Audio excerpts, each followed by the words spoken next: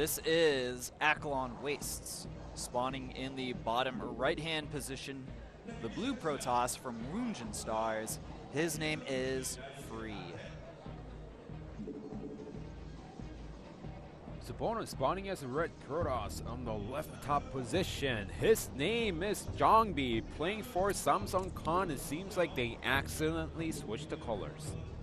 Well, I guess not the biggest deal in the world. We still know that Free is the blue Protoss, Jangbi the red.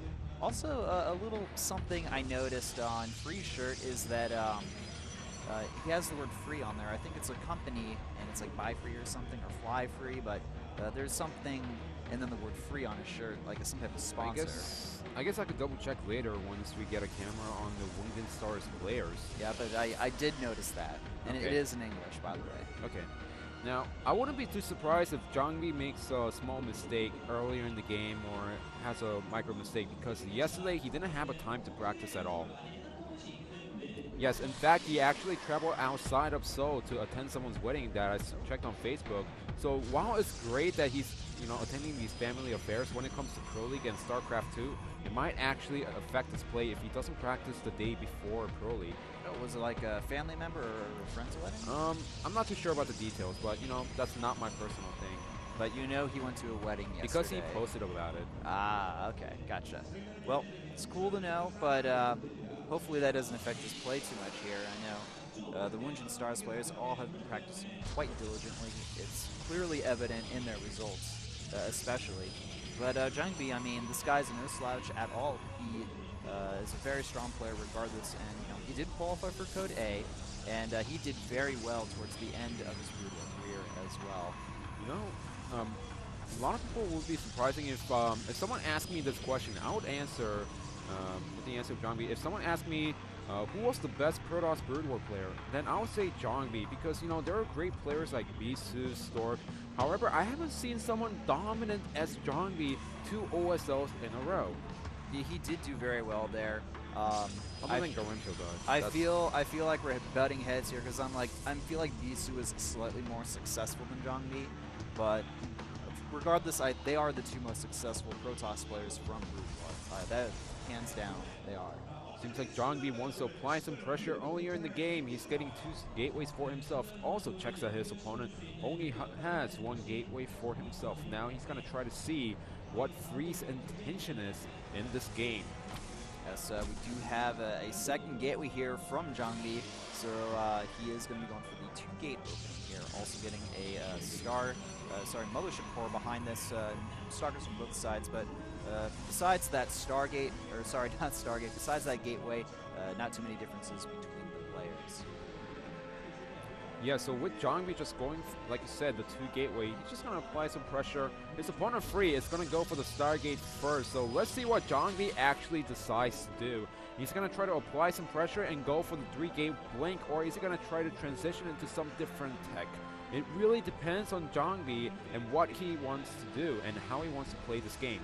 Yeah, he's still not committing to any tech quite yet here, so I mean, if he does go for that Stargate tech, he will be a little bit behind, but we have a little bit of a skirmish going on here. 2 Stalkers and a Zealot against a Mothership Core and a Stalker. Not the best situation for Jangbi here, and this Mothership Core, it's actually going to get sniped off here, and that's actually a huge loss early on in the game for Jangbi here. He's going to have a hard time dealing with this follow-up pressure from the Stargate.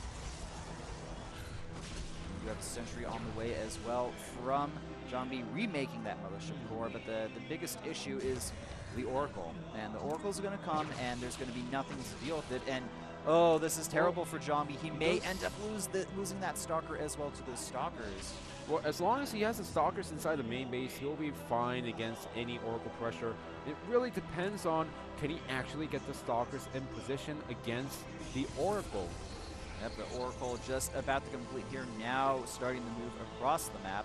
And we do have 2 sentries here from Jangbi. They're going to be able to help defend here. And Jangbi...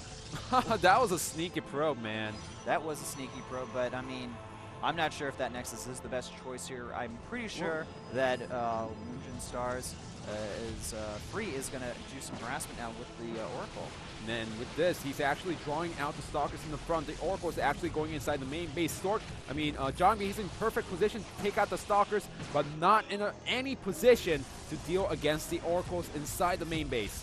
Yes, still, Jangbi was able to kill a lot of workers off there, and this Oracle only getting 3 kills, now going to be forced away, but Free striking back. He's going to be able to snipe down that Mothership Core. His harassment is not done yet. We do not see any expansion yet from Free as well, so he's really committing to his pressure. Oh yeah, he's allowed to commit to this pressure because he has up to 3 gateways. He's the one who has the lead in the stock count right now, and he knows that Jangbi's the one who's trying to force his raid down the ramp, but he's also cutting the Mothership Core constantly when Jangbi has one out. And I feel like it's a little mistake by Jangbi to actually group the Mothership Core, the same hockey, with the other Stalkers out there.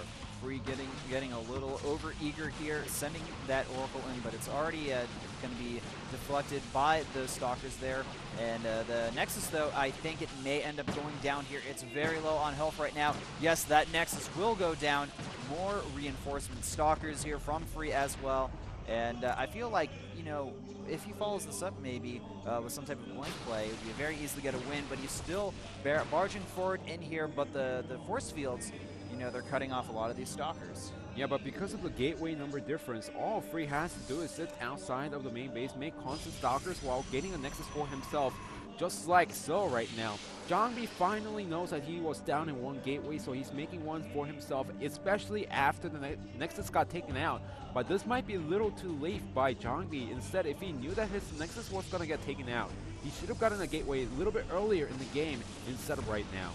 Yep, it looks like we're seeing a little more attempted harassment from this Oracle here. But look at this, at the same time, moving in with those Stalkers, but, 4 of them getting cut off here. This is actually not the best situation for Free here.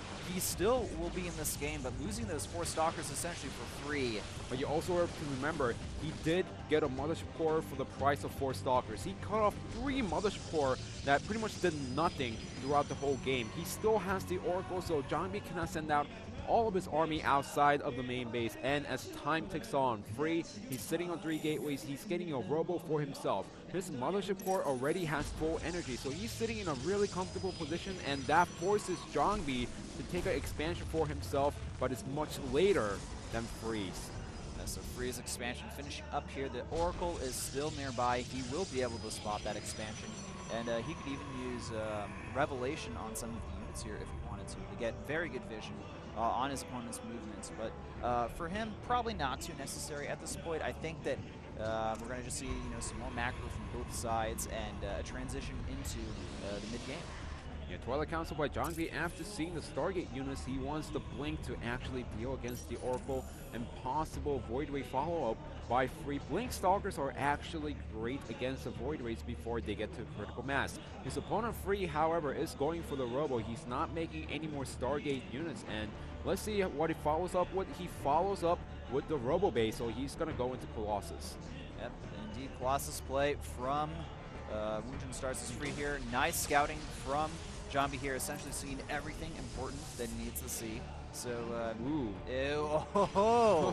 very nice from Jangbi, going for the double Stargate play. This is going to be nice for Jangbi in the long run, but it's really risky. And look at this hallucinated Oracle. That's going to freak out Jangbi inside the main base.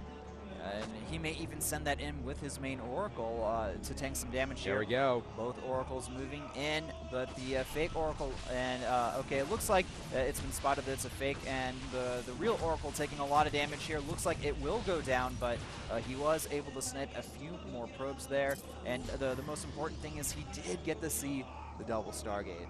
So here's the question now, what is Free going to do? I mean, most likely follow-up is getting 1 or 2 Colossus out and going for a counter push, knowing that his opponent doesn't have any high-tech army. I mean, all that Free is going to have is the Void Ray, Jangbi is going to have is the Void Rays, but if you look at the ground army, Free is already ahead, and those Void Rays doesn't really do that much damage against the Stalkers in low count. Yeah, so really it's up to Jangbi to survive until his Void Ray count hits a critical mass, but if we can, as we can clearly see here, that's a pretty high gateway count. We already have 5 gateways from Free, and he does have the Colossus tech. And he is moving out across the map with his main army here. We're going to need to see some excellent force fields from Jangbi here in order for him to survive. Even the force fields aren't going to help him out, however, because the Colossus is already out on the field. So in order for Colossus, the force field to work, what Jangbi needs to do is snipe the Colossus right away, and then put down perfect force fields and try to survive with the Nexus Cannon. Jangbi getting his units in position here, but the attack here, it comes. Mothership Cannon going down there, but we're going to see that Colossus be able to easily break through those force fields, and the Void Rays, they are focusing on that Colossus there, but it does move back. One Void Ray goes down, the other one getting low on health. Lack of anti-air is hurting, but it looks like our WOONGJIN Stars player Free, he just has too many units for Jangbi to deal with here. And the reinforcement Stalkers actually supporting with the anti-air. All the Void Rays are down. The Stalkers are dwindling in count once again. The Colossus does get taken out, but Jangbi does not have anything else left. Oh my, and there it is, GG. Jangbi does fall to Free here. Free just showing overall very solid play there, and Jangbi going for a little bit of a risky play, but he didn't get time to really, get that critical Void Ray count number.